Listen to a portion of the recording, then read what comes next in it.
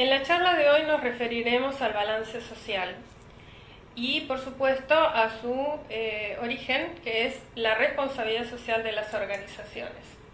Nuestro temario estará compuesto de los siguientes temas: responsabilidad social de las organizaciones, el Pacto Global, marco conceptual de la responsabilidad social de las organizaciones, gerenciamiento de la responsabilidad social, el modelo del Pacto Global, la ISO 26000, muy solamente para referirla, balance social, su preparación, auditoría, beneficio para las organizaciones, el interés de la profesión y las incumbencias de las ciencias económicas. Comenzamos entonces con el origen de la responsabilidad social de las organizaciones en lo que a nosotros nos interesa, que es finalizar con el balance social. Antes que nada, deseo aclararles que es una charla en la cual brindaremos un aspecto global de la materia, pero es imposible agotarlo en esta sola charla. Por lo tanto, vamos a tener una jerarquía de temas y luego seguramente en próximas charlas se van a profundizar en cada una de ellas. Volvemos entonces al tema de la responsabilidad social y sus orígenes. Hacia el año 2000 se implementó el Pacto Global de las Naciones Unidas como consecuencia de los problemas que estaba teniendo el planeta, referido no solamente a temas ambientales, sino también a temas sociales. Por lo tanto, las Naciones Unidas, a través de su secretario general en su momento, que era Kofi Annan, decidió implementar 10 puntos que serían los regidores de las conductas social y ambiental de las empresas. Aquí en las diapositivas estamos viendo aquellos puntos que son mucho más interesantes poder explicar uno por uno, pero que los referiremos al solo efecto de llegar a nuestro punto, que es el balance social.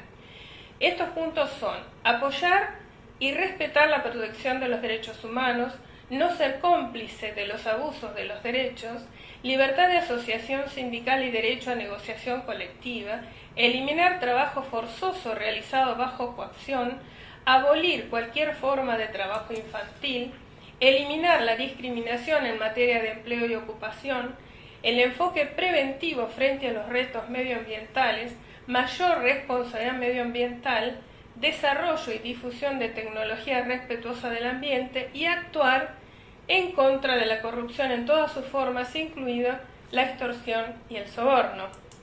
Estos 10 principios fueron esbozados para las empresas, pero en realidad el término responsabilidad social fue evolucionando hasta llegar a agrupar a todas las organizaciones y no solamente a las empresas en sí. Debido a estos 10 principios, entonces, muchas empresas estuvieron interesadas en poder comenzar a aplicarlos. Tanto es así que cada una de ellas comenzó a elaborar sus propias formas de mostrar cómo se comportaban respecto del ambiente y de la sociedad toda. Desde nuestra profesión, mucho no se ha, en su momento, mucho no se fue hablando del tema, pero rápidamente tuvimos que empezar a ingresar en esta filosofía y en esta disciplina, puesto que mucho de lo que vamos a ver se basa precisamente en la información que emana de nuestras organizaciones, información que muchas veces también se toma del sistema de información contable y por lo tanto es una incumbencia de las profesiones de ciencias económicas. En España se encargaron a su debido momento de elaborar un marco conceptual de la responsabilidad social, que es el que vamos a tomar hoy para poder acercarnos al tema. En ese marco conceptual estamos hablando de un entorno económico, social y ambiental, los sujetos de la responsabilidad social, los grupos de interés, los objetivos y los principios y elementos. Para el marco conceptual de la Asociación de Economía y Administración, AECA, de España, el concepto de la responsabilidad social es un compromiso Y es así como se ha tomado en el mundo, no es obligatorio ni tampoco es certificable, es un compromiso de insertar a la organización como parte integrante de la sociedad.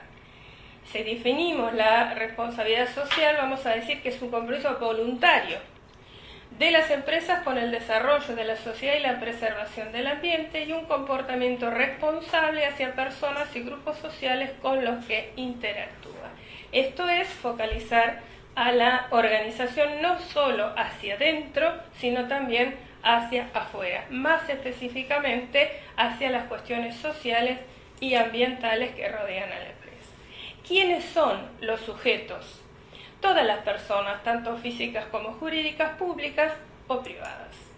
Y cuando hablamos de empresas nos estamos refiriendo a precisamente las empresas, organizaciones de la sociedad civil, cooperativas y también al sector público. ¿Qué son los grupos de interés? Ustedes me van a sentir hablar todo el tiempo sobre los grupos de interés.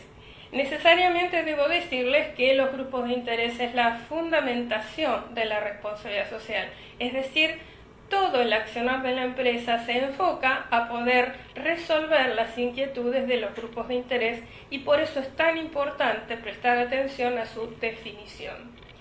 Son los receptores directos del comportamiento de la empresa. ¿Quiénes son? Usuarios, financistas, socios, asociaciones, grupos de presión, ciudadanos, proveedores, empleados. Entonces, con todo lo que enunciamos podemos hacer una división entre un grupo restringido de grupos de interés precisamente, que son los empleados y accionistas, y en un sentido más amplio podemos agrupar a todos aquellos que en forma directa o indirecta tienen algún interés en la organización. Si los tipificamos, podemos decir que internos a la organización, grupos de interés serían los empleados, accionistas o propietarios. En cuanto a externos, serían los clientes, los proveedores, los competidores, las organizaciones de la sociedad civil, el Estado, la comunidad local en toda su dimensión, los posibles inversores, financistas y las generaciones futuras. ¿Por qué generaciones futuras? Precisamente uno de los elementos de la responsabilidad social tiende a poder mostrar el comportamiento organizacional respecto del medio ambiente. Y como ustedes saben, la cuestión medioambiental ha tomado auge, sobre todo por que las empresas en realidad podrían estar ocasionando algún problema en el futuro de las generaciones, dado que están agotando presumiblemente recursos que deberían usufructuar tanto nosotros como generaciones futuras, y por eso los podemos considerar como posibles grupos de interés. ¿Por qué tanto interés entonces en los grupos de interés precisamente? Porque cada vez que una organización se instala en un lugar, ello genera expectativas. Todo tipo de organización siempre genera una expectativa en el entorno. Y esas expectativas las puedo resumir diciendo que pueden ser generales o específicas. Las generales se refieren a la transparencia informativa, requieren que la organización informe en forma transparente, participación en los objetivos comunes, en el sentido de que una organización se instala, busca tener algún rédito, pero que también la sociedad tendría que ganar algo respecto de la instalación de esta organización, que exista un beneficio mutuo también. Y en cuanto a las expectativas específicas, los empleados, por ejemplo, van a exigir de la organización una retribución justa, salud y seguridad en el trabajo, desarrollo profesional e igualdad de condiciones. Los accionistas van a exigir rentabilidad de sus inversiones, pero también que los informen periódicamente en forma transparente y que sean responsables con su entorno. Este concepto en realidad es muy difundido últimamente respecto de que los inversores ya no quieren invertir en organizaciones que lucran, sino que también exigen saber cómo obtienen ese lucro y si se daña mucho el ambiente o la sociedad con esa ganancia que están obteniendo. Siguiendo un poco más con las expectativas de los grupos de interés, podemos aclarar significa que los clientes, por ejemplo, van a exigir productos para su mejor calidad de vida. Los proveedores, beneficio mutuo, transparencia, cumplimiento contractual. Los competidores, respeto por la libre competencia. Las organizaciones sociales, transparencia en la información, respeto por su entorno. El Estado requerirá cumplimiento de la legislación. Y así sucesivamente, cada uno de los grupos de interés tiene su interés específico, su expectativa respecto de la organización. Respecto de los objetivos de la responsabilidad social, no existe una definición en general. ¿Por qué? Porque dependen del lugar en donde se ubique la organización y teniendo en cuenta las expectativas precisamente de los grupos de interés. Entonces se establecen en función de las necesidades de esos grupos de interés y la utilidad de la responsabilidad social precisamente se mide en función de estos grupos de interés. Los objetivos deben desarrollarse en forma útil para atender no solo las necesidades económicas, sino sociales y ambientales del lugar en donde se encuentran insertos. Por eso que se exige compromiso del máximo nivel direccional a través de una política de responsabilidad social. Que exista innovación tecnológica para que los impactos en la sociedad sean mínimos.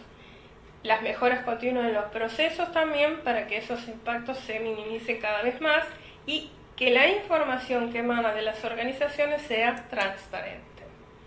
Los principios de la responsabilidad social se esbozan a través de la transparencia, exigen acceso a la información de tipo social y que se brinde información de tipo social, materialidad, o sea que se debe tener en cuenta las necesidades y expectativas de los grupos de interés para la toma de decisiones de la organización.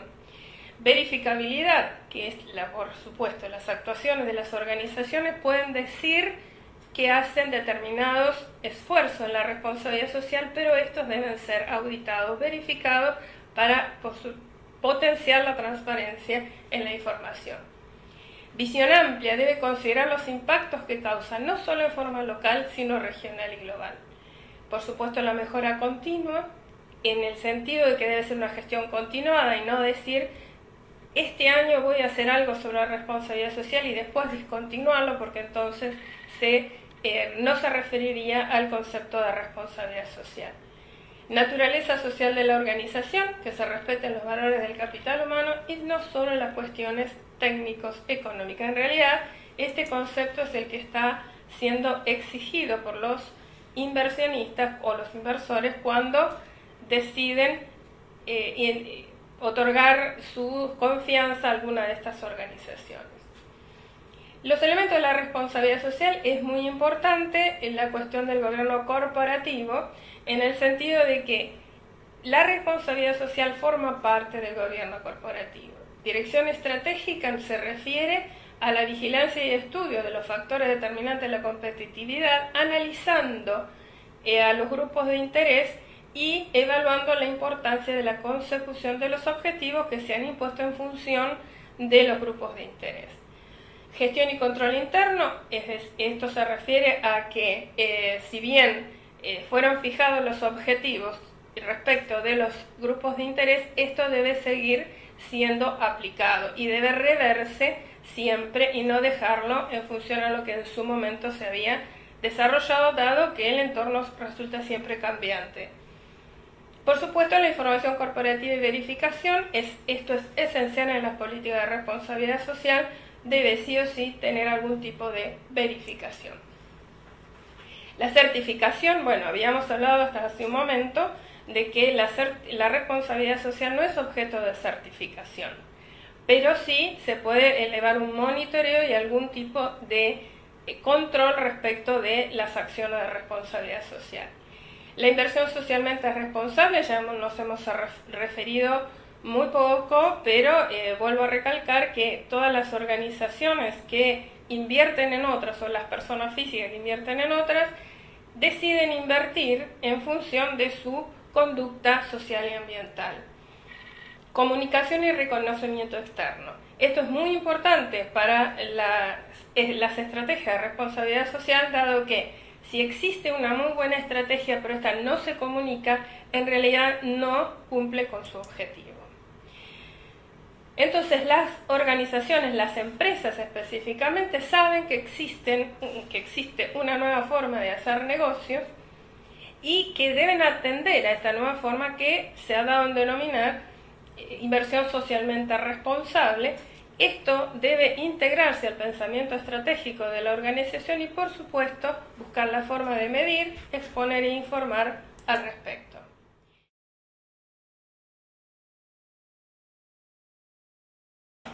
Una vez que nos referimos al concepto de responsabilidad social de las organizaciones, con todos sus principios y demás temas que estuvimos viendo hasta el momento, vamos a comenzar a hablar de la gestión de responsabilidad social en las organizaciones. ¿Y esto por qué? En realidad, en todo el tema de responsabilidad social y su forma de exteriorizarla, de medirla y de mostrarla a terceros, existen dos grandes partes. La primera es toda la gestión que tiene que realizar la organización para poder arribar a un sistema de información en la cual se exterioricen sus acciones de responsabilidad social y se pueda medir en lo posible. Hay que hacer todo un trabajo de gestión. La segunda parte es, ya elaborar la información social y ambiental y poder de alguna manera exteriorizarla a terceros. En este momento nos vamos a referir entonces a la gestión de la responsabilidad social, que es la tarea que internamente debe realizar la organización. Para ello, muchas organizaciones han elaborado modelos de responsabilidad, modelos de gestión basados en la responsabilidad social de las organizaciones.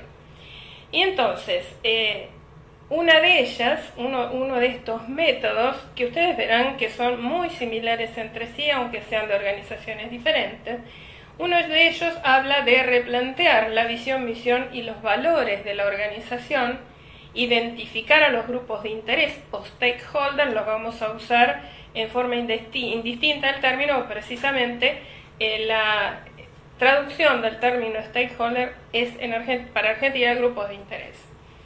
Entonces decíamos identificación de los grupos de interés y elaboración de un código ético de conducta de la organización que refiera a su cultura organizacional. Entonces los grupos de interés habíamos dicho que están focalizados en la sociedad toda, los directivos, los propietarios o accionistas, los trabajadores, la sociedad, los competidores, los proveedores y por supuesto los clientes.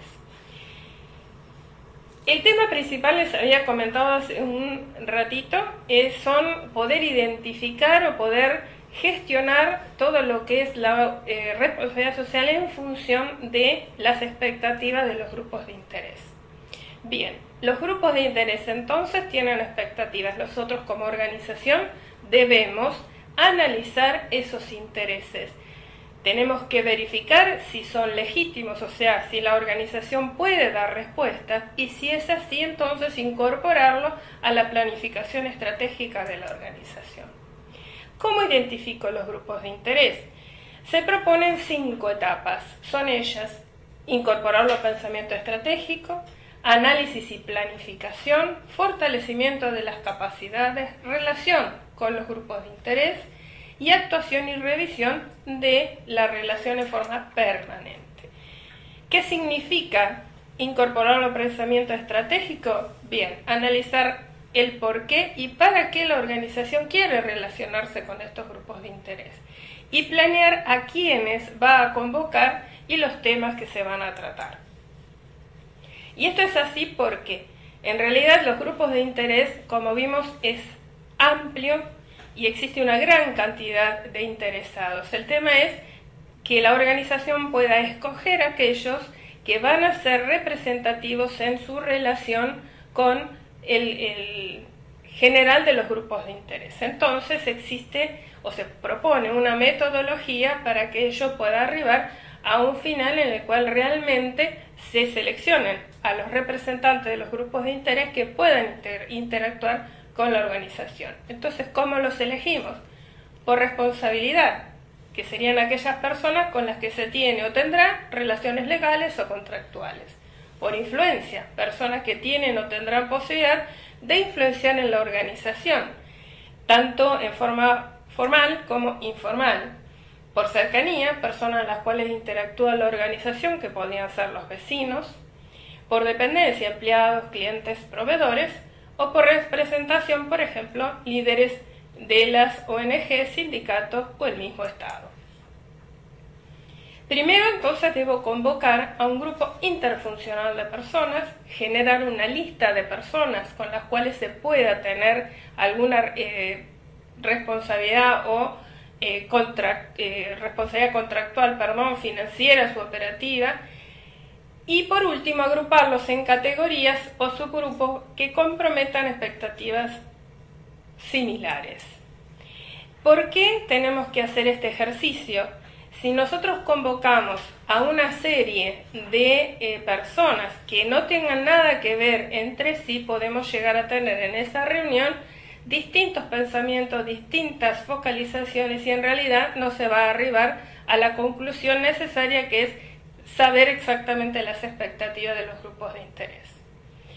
Entonces, una vez convocado a este grupo interfuncional, tenemos que analizar, como bien decía hace un tiempito, el tema de las expectativas y poder verificar si la organización puede responder, y una vez que ello se ha comprobado, entonces podemos planificar la incorporación de esos intereses a nuestro pensamiento estratégico y al accionar diario de la organización.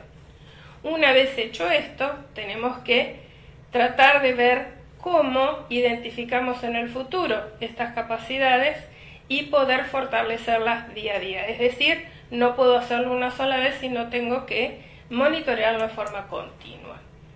¿Cómo sigue luego de esto la relación con los grupos de interés? Bien, hay que establecer una metodología de un ida y vuelta en forma permanente.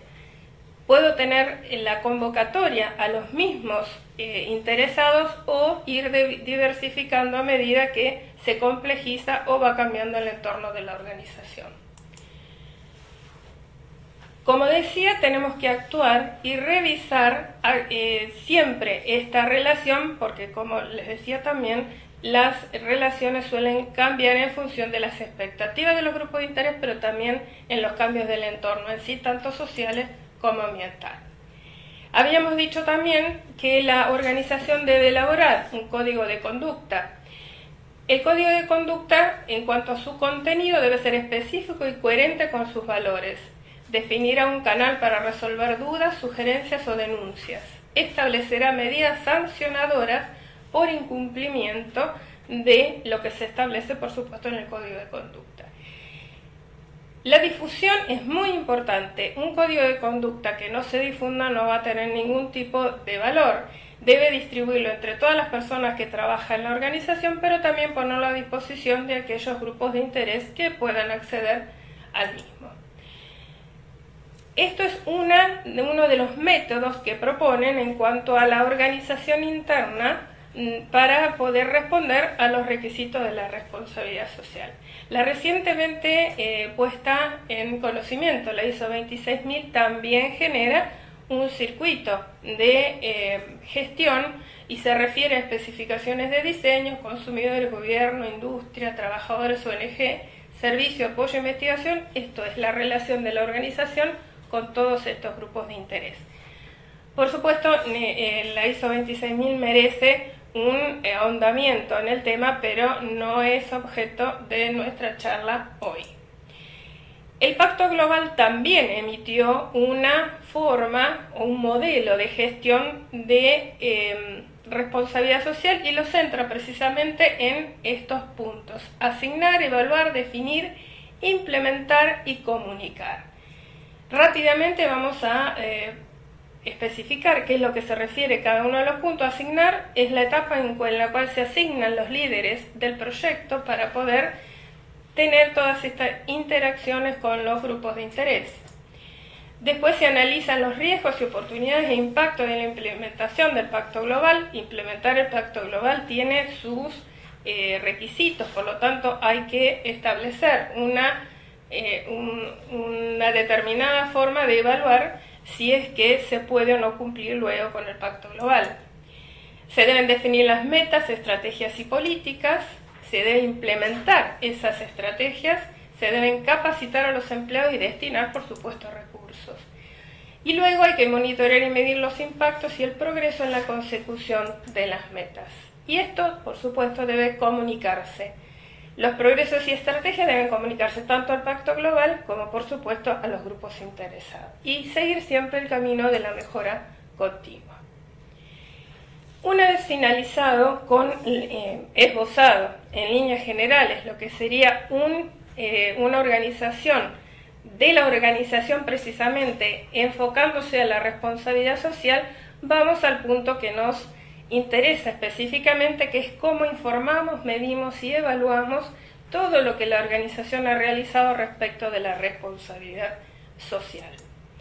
Existen varios instrumentos de medición de la responsabilidad de las organizaciones.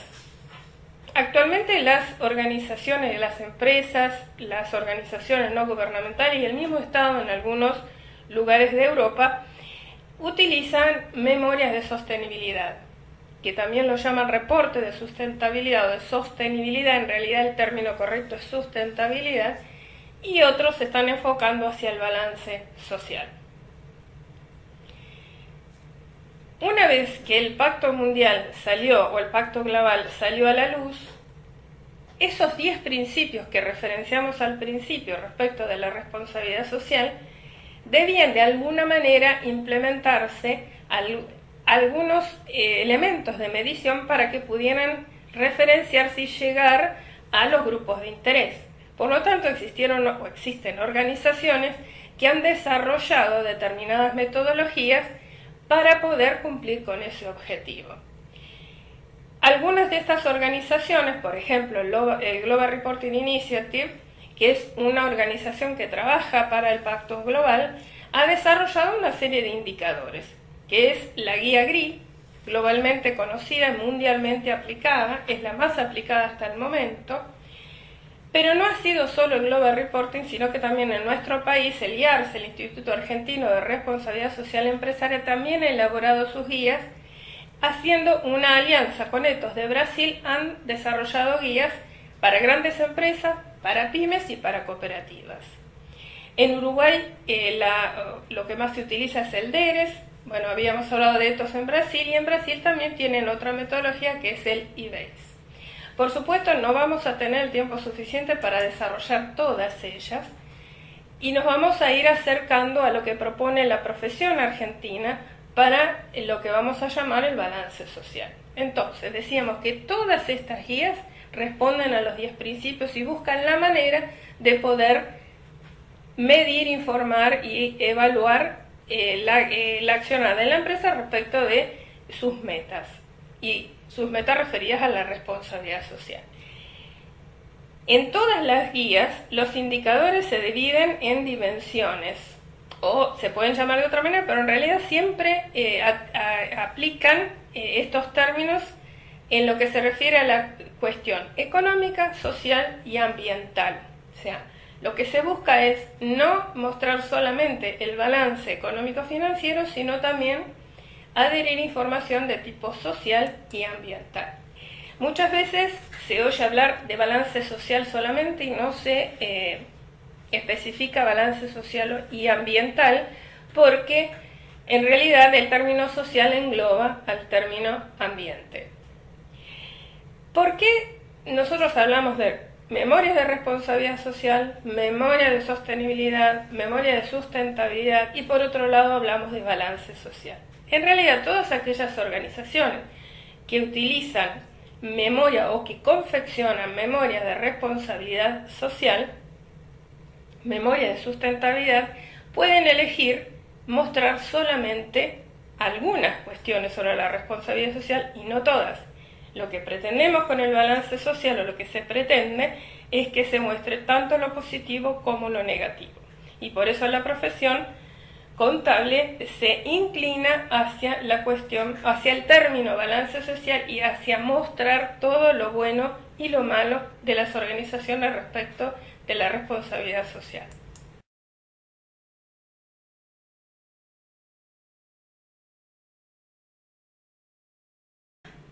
Bien, una vez realizada la diferenciación entre balance social y memorias de responsabilidad social, de sostenibilidad o de sustentabilidad, entonces vamos a comenzar a acercarnos a el contenido de las memorias, que en realidad la memoria va a ser parte del balance social. Los indicadores de la guía de Global Reporting son los, como mencionaba al principio, son las más utilizadas a nivel mundial. No quiere decir que sean las únicas ni las mejores, pero en realidad son las que hasta el momento mejor reflejan el accionar de la responsabilidad de las organizaciones. Por lo tanto, nos vamos a referir en esta charla a los indicadores de la guía GRI sin intentar agotarlos, porque son 78 indicadores en los cuales a través de todos ellos se intenta mostrar cada una de las estrategias de la organización respecto de las dimensiones económica, social y ambiental. Entonces, la guía GRI, vuelvo a repetir, está dividida en tres dimensiones: la dimensión económica, la social y la ambiental. Dentro de la dimensión económica se componen distintos aspectos.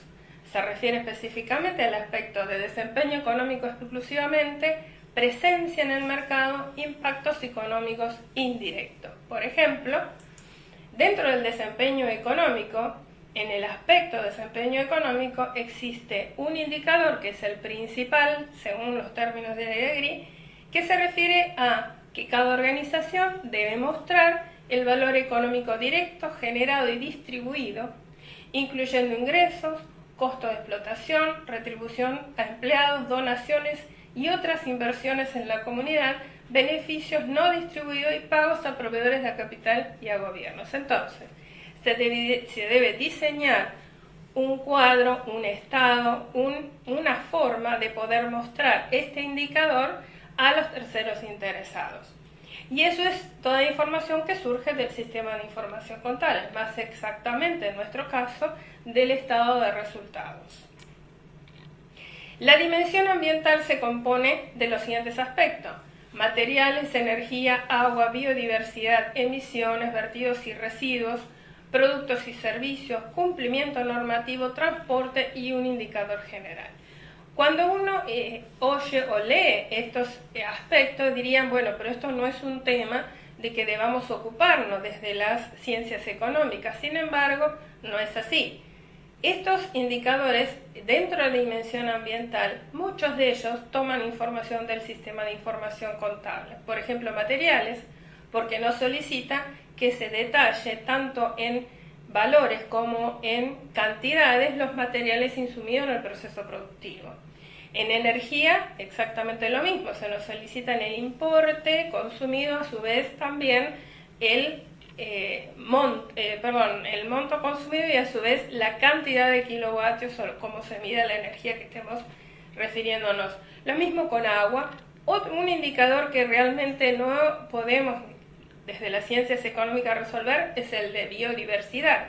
Bien, si no lo puede resolver las ciencias económicas, por supuesto, se deberá contratar a expertos que sí nos puedan responder este indicador, si corresponde que la organización lo incluya dentro de su memoria de responsabilidad social, porque puede ocurrir que alguno de estos indicadores no sea de aplicación para las organizaciones, entonces no tiene la obligación de prepararlo y por supuesto ni tampoco que sea auditado. Cumplimiento normativo generalmente también se refiere a si existen multas por no cumplir con normativas y por lo tanto eso también surge del sistema de información contable. Así sucesivamente, todos los indicadores van requiriendo que la organización especifique cuál es su actitud y cuál ha sido su inversión respecto de cada uno de estos puntos que va pidiendo. Por ejemplo, en la dimensión social, los indicadores de desempeño de prácticas laborales y ética en el trabajo se refiere al aspecto empleo, al aspecto relaciones empresa-trabajadores, salud y seguridad en el trabajo, formación y educación, diversidad e igualdad de oportunidades. En estos indicadores, muy rápidamente les comento que lo que se intenta es que la organización muestre a terceros cuál es su actitud, cuál es su accionar respecto de la composición de su directorio, la composición de la dirección de la organización, si es que le da la misma oportunidad a los distintos géneros, si es que se paga la misma remuneración a los distintos géneros, si es que existe diferencia de remuneración entre el básico que existe en el lugar en donde se constituye la organización y el salario que realmente paga la empresa, si es que se toma personal del lugar en donde se establece o se trae de afuera. Todas estas cuestiones son interesantes para responder y en realidad debe responder a estos indicadores. También dentro de la dimensión social existen los indicadores de desempeño respecto de los derechos humanos, tal como lo pide el Pacto Global. En ese aspecto, en este punto, entonces existen distintos aspectos que son prácticas de inversión y abastecimiento, no discriminación, libertad de asociación y convenios colectivos, explotación infantil, trabajo forzado, prácticas de seguridad, derechos de los indígenas. En estos indicadores, lo que la guía exige es que la organización se refiera a si en algún momento de todo su accionar le presta atención a este tipo de problemas sociales. Por ejemplo, en las prácticas de inversión y abastecimiento, lo que refiere es que cada vez que la organización requiere abastecimiento de productos o servicios, si dentro de su régimen contractual existe alguna cláusula en la cual exige que quien le provee a la organización cumpla con determinadas cuestiones de derechos humanos. En el aspecto no discriminación, precisamente se refiere a si le da la igualdad de oportunidades a todos los géneros o que si es que existe alguna práctica específica respecto de discapacitados y demás. Libertad de asociación y convenios colectivos, en este punto se refiere específicamente a si existe algún problema en la organización, por lo cual se derive en una no aceptación de que los trabajadores se asocien libremente y que se respeten o no los convenios colectivos. En el aspecto de explotación infantil, por supuesto, es muy importante lo que pueda la empresa o la organización realizar en función de que en toda su práctica de abastecimiento, si es que se verifica alguna posible explotación infantil, entonces, ¿cuál es el accionar de la organización respecto de ese punto? Lo mismo pasa con trabajos forzados. En el aspecto prácticas de seguridad, lo que se trata de hacer es que la gente o el personal que está dentro de la parte de seguridad esté capacitado para que no incurra en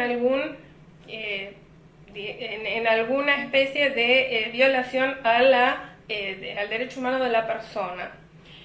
Y los derechos de los indígenas versan en el mismo sentido. En cuanto a la dimensión social, que nos seguimos refiriendo, tenemos también indicadores de desempeño de la sociedad, y aquí se refiere específicamente al aspecto comunidad, corrupción, política pública, comportamiento de la competencia desleal y cumplimiento normativo.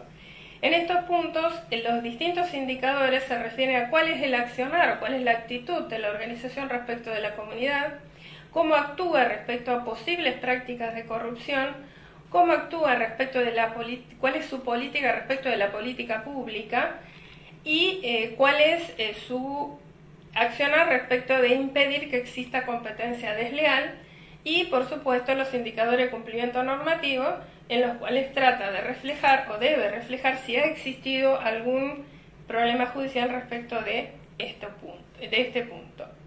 En cuanto a la dimensión social, indicadores de desempeño de la responsabilidad social sobre productos, aquí ya se adentra un poco más respecto de lo que es el producto en sí y los indicadores tienden a que se demuestre si es que la organización cumple con todo lo que exige la normativa respecto de estos puntos y aún más si va más allá y brinda más información.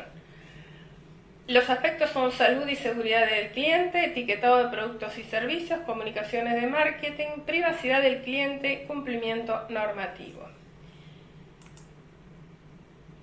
Hasta aquí los distintos los distintos indicadores que conforman todas las dimensiones de la guía GRI, de Global Reporting Initiative, que su nombre técnico es Guía para la Confección de Memoria de Sostenibilidad. Ahora bien, los indicadores son muchos y uno se preguntaría, bueno, nuestra organización recién incursiona en la responsabilidad social y no podemos cumplir con todos estos indicadores. La guía GRI propone o permite que todas las organizaciones, a medida que se vayan desarrollando dentro del concepto de responsabilidad social, puedan tener distintos niveles de aplicación de la guía. Es decir, si no se pueden aplicar todos al principio, tiene distintos niveles. Esos niveles los denomina C, B y A. El nivel C sería para todas aquellas organizaciones que cumplan un nivel mínimo, que sería responder a 10 indicadores, uno por cada una de las dimensiones, y en caso de que estos indicadores sean sometidos a auditoría, la calificación para Global Reporting sería C+. La alternativa a nivel de aplicación B, por la cual las organizaciones deben responder a 20 indicadores, y si son sometidos a auditoría, la calificación es B+. Y el último nivel, o sea, en el que se cumplen todos los indicadores, es el nivel A. Allí se deben cumplir con todos los indicadores mencionados, y si alguno de ellos no se aplica, debe decir y especificar el porqué. Por supuesto, si se someten a auditoría, entonces tenemos el nivel A+, que sería el que mayor transparencia indica para los grupos de interés. Hasta aquí entonces hemos referenciado la guía que más se utiliza para la confección de memoria de sostenibilidad, que, como bien dijimos, es una parte del balance social. Por lo tanto, ahora vamos a comenzar a hablar sobre el tema balance social y la propuesta que la profesión ha realizado para poder cumplir con este objetivo. La profesión, como todos sabemos, está agrupada a nivel nacional dentro de la Federación Argentina de Consejos Profesionales de Ciencias Económicas, en los cuales existe una comisión de balance social, la cual ha actuado en todo lo antecedente a lo que es el proyecto que se ha enviado luego a la profesión para poder preparar y auditar balance social. Entonces, dentro del esquema de la opinión de la profesión respecto de lo que constituye el balance social, se han elaborado dos instrumentos. Uno es el proyecto 23 de resolución técnica y otro es el proyecto C de interpretación, dos elementos que van a ser, si se aprueban en el futuro, los que rijan la profesión argentina en cuanto a la preparación y auditoría sobre balance social. Entonces, ¿qué es lo que se propuso básicamente? La FAPSIAS, a través de su órgano técnico, que es el CENSIA, estableció dos subcomisiones, una dedicada al estudio de la norma contable sobre balance social y la otra dedicada a la norma de auditoría de balance social.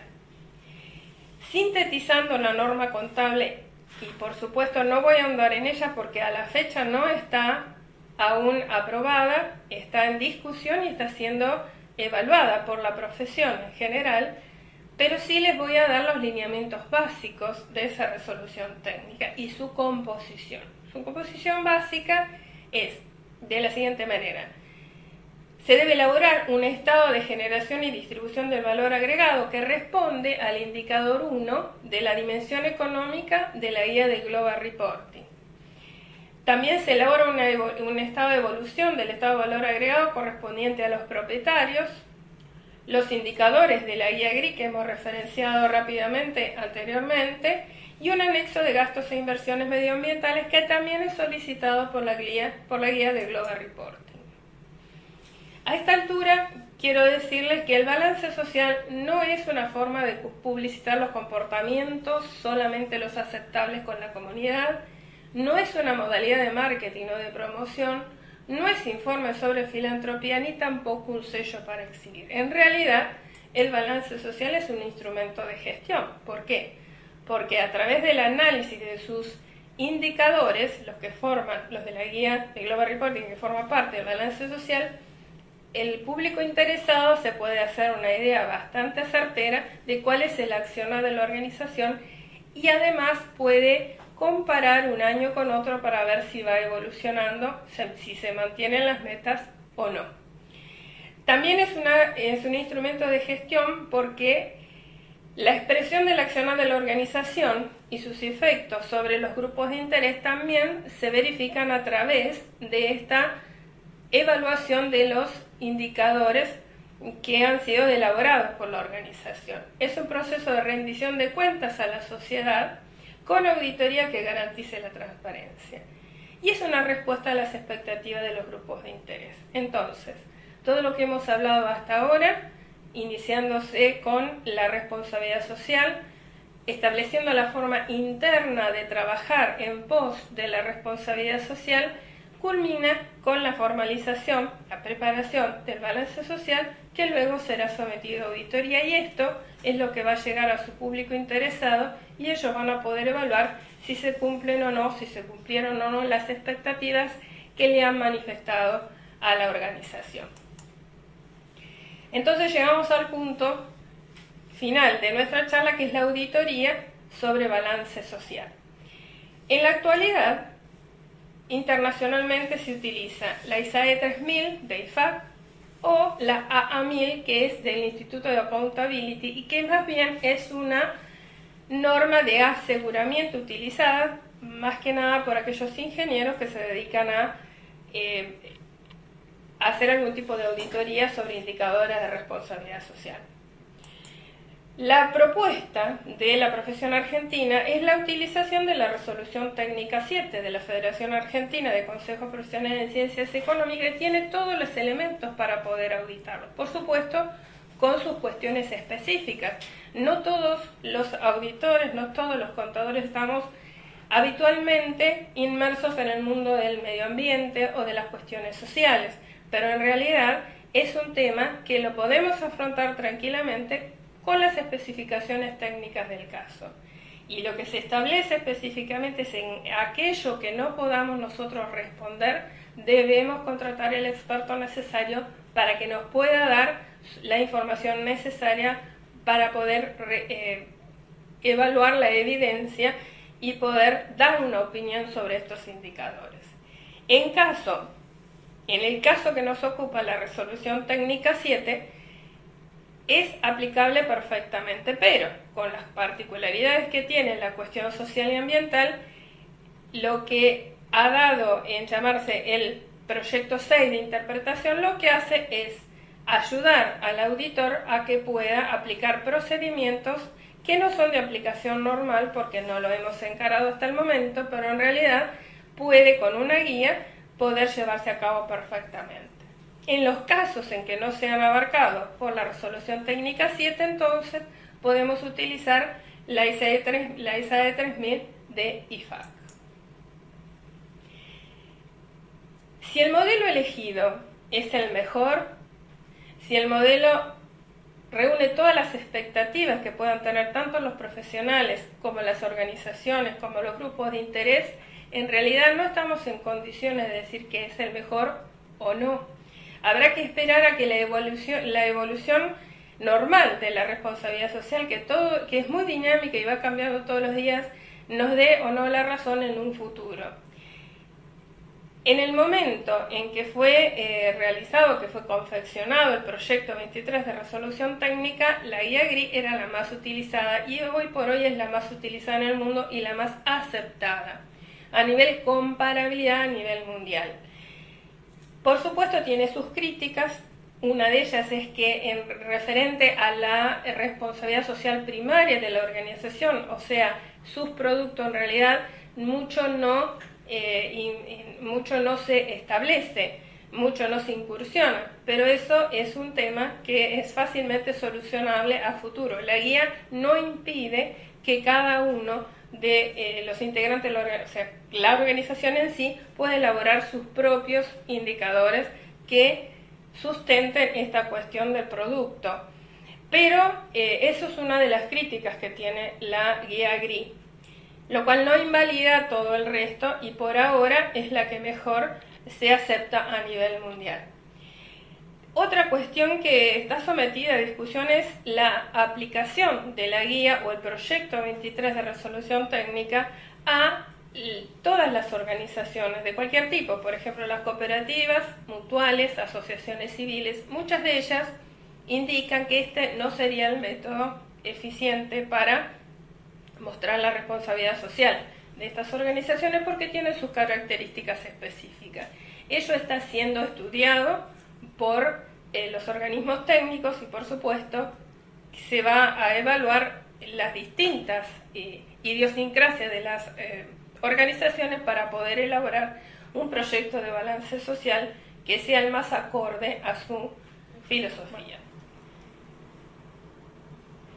En síntesis, lo que la profesión propone respecto de balance social es que la preparación y auditoría del mismo sea efectuada por equipos multidisciplinarios o interdisciplinarios. Y aquí me refiero tanto a la multidisciplina o interdisciplina entre los mismos profesionales en ciencias económicas, es decir, licenciados en economía, administración, actuarios y contadores públicos, como así también la multidisciplina integrada por el resto de los profesionales que tengan incumbencia respecto de puntos específicos dentro de los indicadores mencionados. Pero por supuesto, como la mayoría de los indicadores se extraen, los de la guía GRI, se extraen del sistema de información contable, se propone el liderazgo de los profesionales en ciencias económicas en el equipo que se forme para la preparación y el liderazgo absoluto de los contadores públicos en cuanto a lo que a auditoría se refiere. Debo mencionar aquí que existieron y existen múltiples proyectos de ley respecto de reglamentar la responsabilidad social y aquellos profesionales que deban intervenir.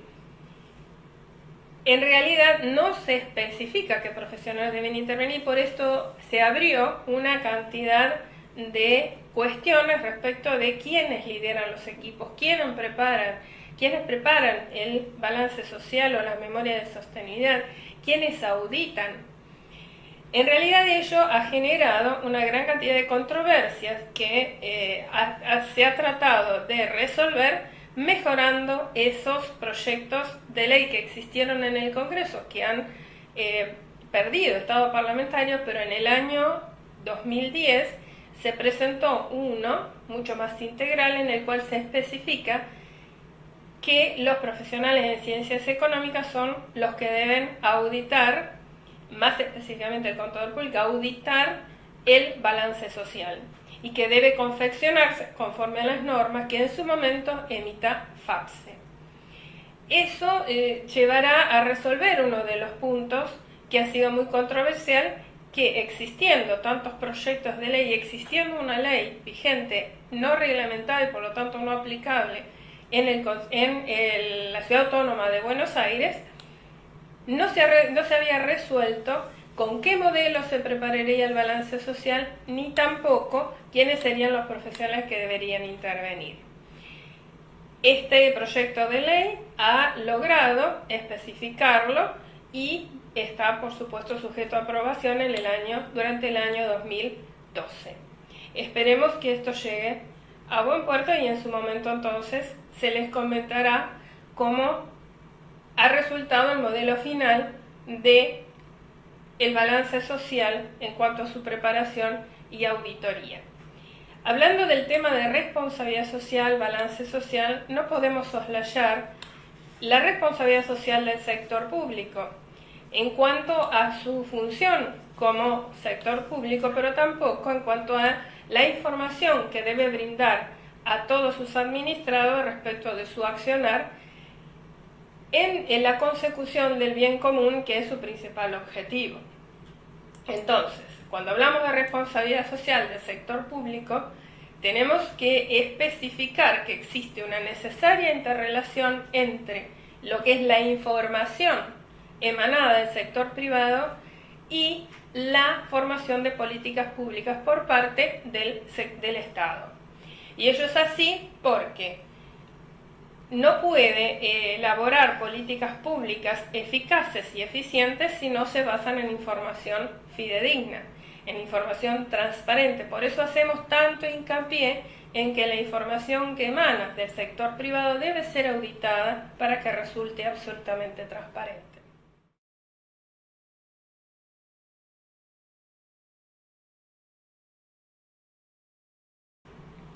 ¿Cuáles son los niveles del sector público que deberían elaborar su balance social? Todos, el nacional, el provincial y más específicamente el municipal. Cuando hablamos de responsabilidad social del sector público nos debemos referir a dos cuestiones: la responsabilidad social dentro de las administraciones públicas y la responsabilidad social respecto de los grupos de interés del sector público. ¿Por qué esto es así? Bien, dentro de la responsabilidad social dentro de las administraciones públicas deben cumplir exactamente los mismos requisitos que las organizaciones. Pero, ¿quiénes son los grupos de interés del Estado? Bien, somos todos los administrados.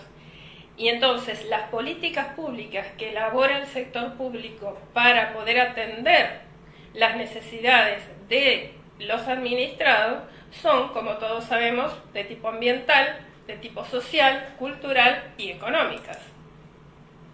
Estas políticas públicas debieran tener eficacia en la lucha contra la desigualdad, el crecimiento inclusivo, lucha contra la pobreza, por supuesto, capacidad para acompañar la evolución social, mejora en la calidad de vida y multiplicar el capital social.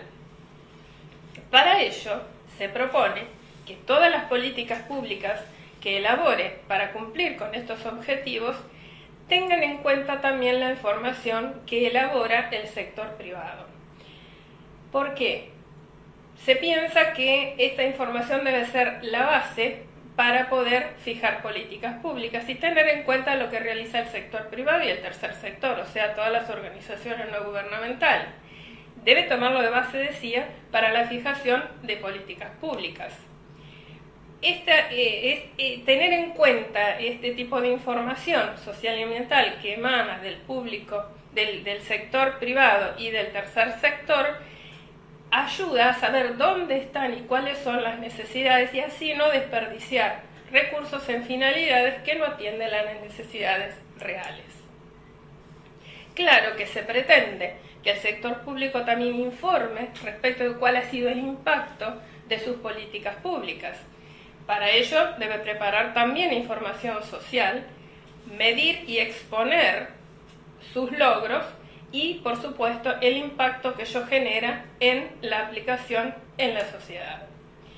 Decimos que para el sector público el balance social es una herramienta de gobernabilidad.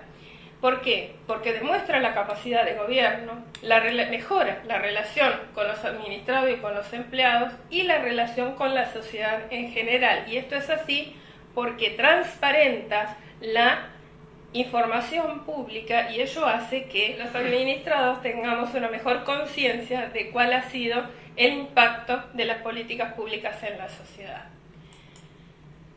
La propuesta a futuro respecto del sector público y el balance social es que ellos preparen, o sea, que el sector público prepare el balance social con normas profesionales que a su debido momento elabore la Federación Argentina de Consejos Profesionales, que se audite, por supuesto, porque ello va a generar mayor transparencia en la relación del sector público y sus administrados. Sintetizando, todo lo referido en la charla de hoy respecto de balance social, tanto del sector público como del sector privado, por supuesto, deben seguir siendo investigados.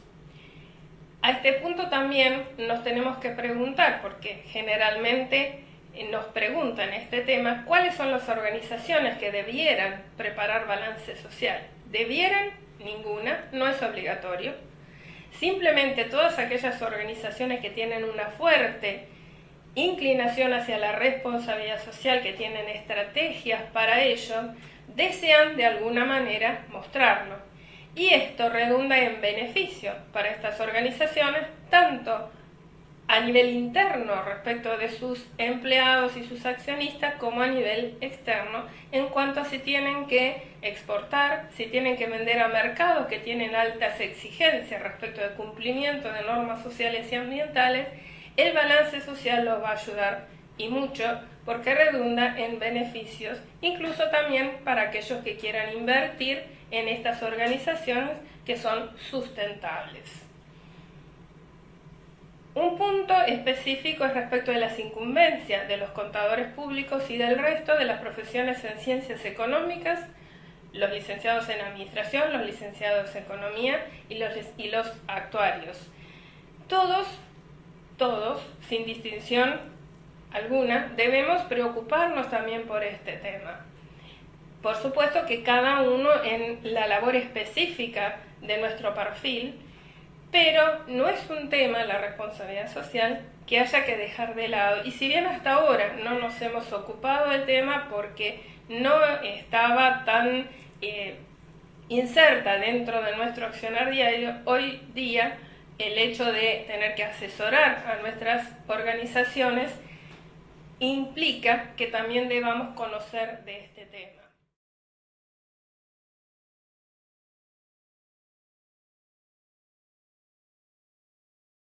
Por último, vamos a referirnos a cuáles son las organizaciones que deben preparar balance social, en qué las beneficia, cuáles son las incumbencias de las profesiones en ciencias económicas y cuáles son los beneficios para la profesión contable.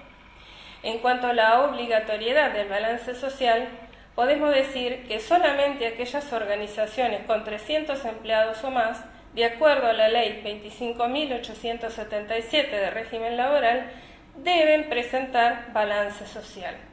¿Con qué periodicidad? Anual. El contenido, según reza la ley, sería información sobre condiciones de trabajo, costo laboral y prestaciones sociales a cargo de la organización. Se debe presentar ante la autoridad sindical que corresponda. Para el resto de las organizaciones es absolutamente voluntario. En cuanto a los beneficios que trae practicar balance social para aquellas organizaciones que no están obligadas, podríamos mencionar el reconocimiento social por su responsabilidad social, una mejor capacidad de respuesta ante el público interesado, disminución de conflictos que ello genera, acceso a beneficios otorgados por las leyes en caso que existan leyes que los otorguen, y ventajas competitivas y económicas, que esto último es muy importante para aquellas organizaciones que deban salir a mercados exteriores. Respecto de las incumbencias de los profesionales en ciencias económicas, decimos que es una tarea multidisciplinaria en cual el rol del profesional en ciencias económicas es preponderante por su especialidad en la medición de variables cuantitativas y en lo posible conversión de las cualitativas, análisis, comparación y ponderación de resultados, revisión o auditoría de la información, elaboración de informes con opinión sobre información analizada y además todas aquellas establecidas en nuestra ley 10.620 y en la nacional la 20.488. ¿Cuáles son los beneficios para los profesionales en ciencias económicas el incursionar en la preparación y auditoría de balance social?